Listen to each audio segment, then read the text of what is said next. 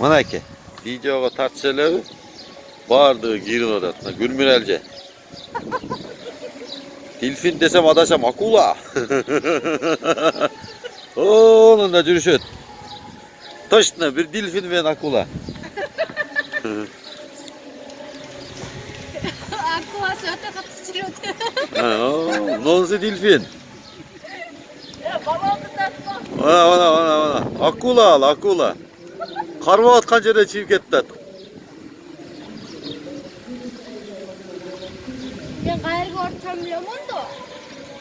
Sen de o şeyde çeviriyorsun. Bu yerde çözüyorum. Oo naraktan more. Atel.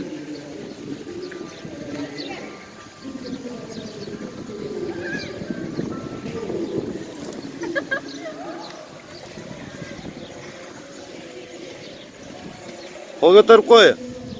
Atır gül dep.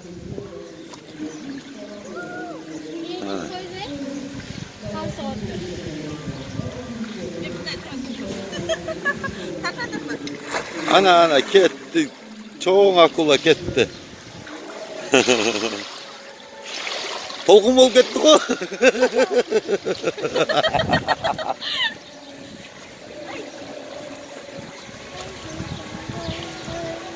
Oo, ek akulanı gördün mü?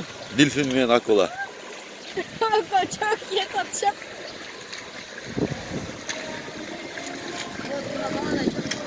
Ondan da içemiş gerek değil mi?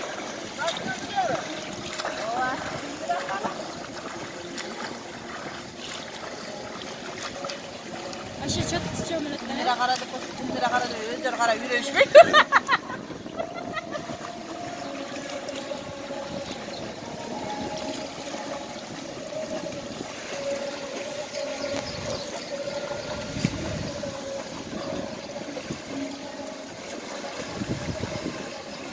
Dilfindi bir tepe.